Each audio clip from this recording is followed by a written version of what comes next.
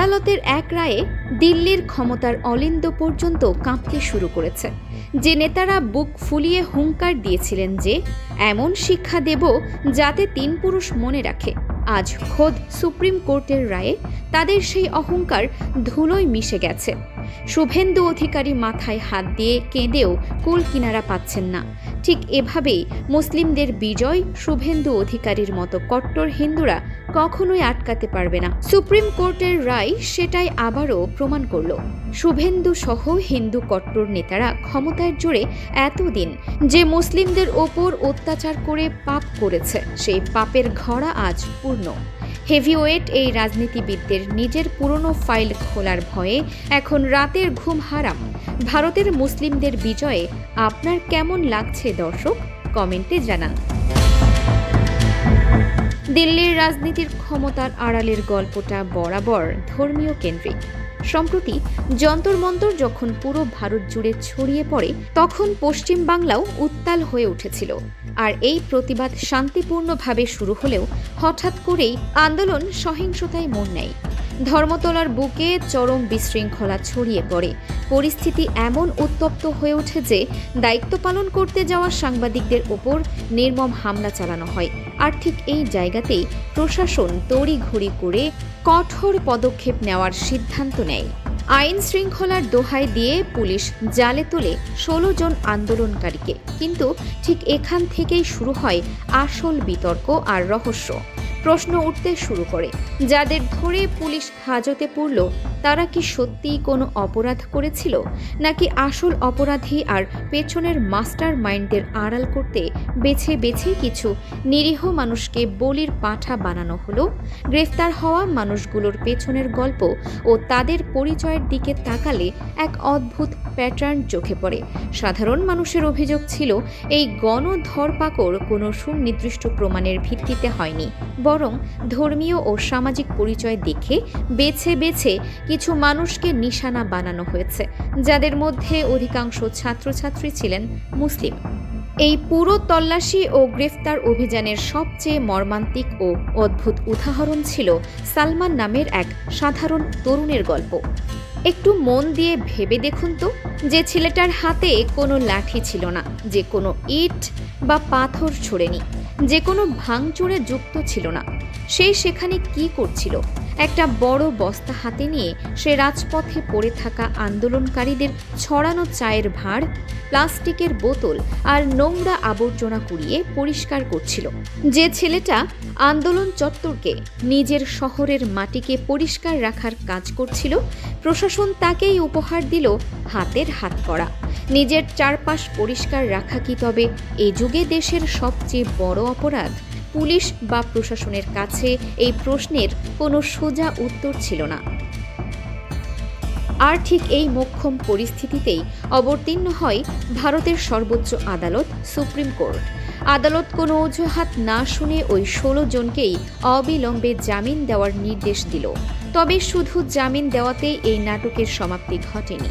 বিচারপতিরা ক্ষমতার অলিন্দে বসে থাকা প্রভাবশালীদের উদ্দেশ্যে যে কড়া বার্তা দিলেন তা শুনে ক্ষমতার চেয়ারে বসা অনেকেরই কাল ঘাম ছুটতে শুরু করেছে।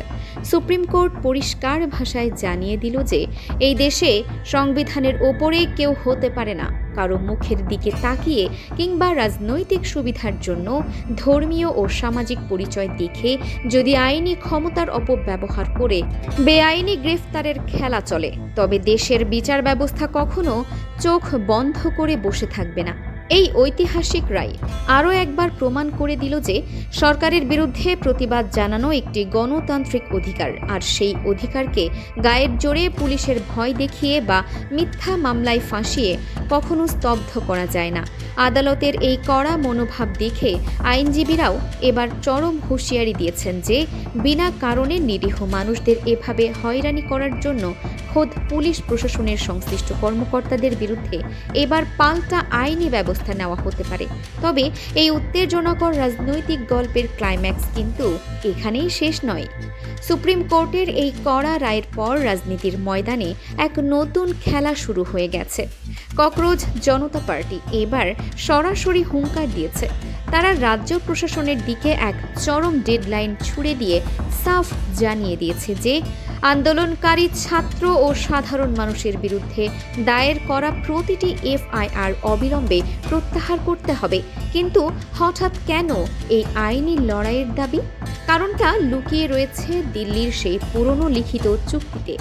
দিল্লিতে যখন ছাত্র আন্দোলন প্রত্যাহার করা হয়েছিল, তখন কেন্দ্রীয় সরকারের শীর্ষ নেতৃত্ব যেমন জেপি নাড্ডা এবং জিতেন্দ্র সিংয়ের মতো নেতারা স্পষ্ট প্রতিশ্রুতি দিয়েছিলেন যে কোনো শান্তিপূর্ণ আন্দোলনকারীর বিরুদ্ধে কোনো আইনি পদক্ষেপ নেওয়া হবে না।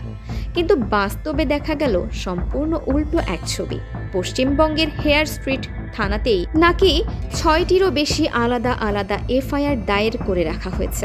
ভারতীয় ন্যায় সংহিতার 109 নম্বর ধারার মতো অত্যন্ত কড়া ও জঘন্য আইনি ধারায় মামলা সাজিয়ে কোমলমতি ছাত্রদের 14 দিনের জন্য জেল হেফাজতে পাঠানো হয়েছিল।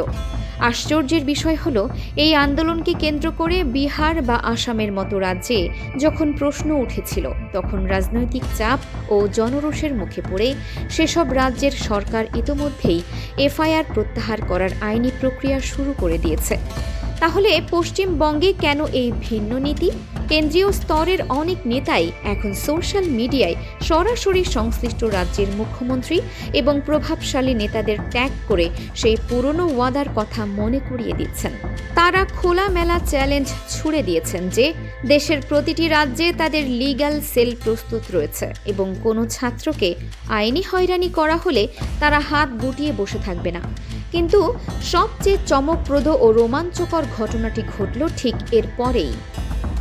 যে প্রভাবশালী নেতা একদিন ক্যামেরা ও মাইকের সামনে দাঁত মুখ খিঁচিয়ে হুমকি দিয়ে বলেছিলেন যে সবার পুরনো ফাইল খোলা হবে, ঠিক সেই নেতার দিকেই বুমেরাং হয়ে ফিরে এলো তার নিজস্ব কালো অতীত।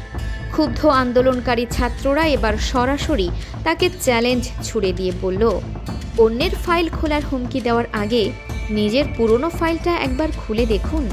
ছাত্রদের এই ধারালো পাল্টা আক্রমণে কার্যত ব্যাকফুটে চলে গেছেন সেই প্রভাবশালী নেতারা। এই পুরো ঘটনা প্রবাহ আমাদের সমাজ ও রাষ্ট্র ব্যবস্থার কয়েকটি নির্মম বাস্তবতার মুখোমুখি দাঁড় করিয়ে দেয়। প্রথমত, সংবাদ মাধ্যমের ওপর হামলা কোনোভাবেই সমর্থনযোগ্য হতে পারে না, কারণ সংবাদ মাধ্যম হলো গণতন্ত্রের চতুর্থ স্তম্ভ, আর সেখানে আঘাত করার অর্থ হলো সরাসরি গণতন্ত্রকেই হত্যা করা। কিন্তু সাংবাদিকদের ওপর হামলার বাহানা বানিয়ে আপনি যদি রাস্তা থেকে ঢালাওভাবে নিরপরাধ মানুষকে গ্রেফতার করেন, তবে তা আরও বড় অপরাধ। দ্বিতীয়ত, যখন কেন্দ্রীয় বা শীর্ষ নেতৃত্ব কোনো বিষয়ে কথা না বলে চুপ থাকেন, তখন রাজ্য স্তরের শাসকেরা নিজেদের মতো করে আইনকে ঢেলে সাজানোর স্পর্ধা পায়। আগামী দিনগুলোতে দেশের ও রাজ্যের রাজনীতি যে এক চরম টানাপোড়েন আর রোমাঞ্চকর নাটকের সাক্ষী হতে চলেছে, তা নিয়ে কোনো সন্দেহ নেই। এখন দেখার বিষয়, সামনে ঠিক কী অপেক্ষা করছে রাজ্য সরকারের জন্য।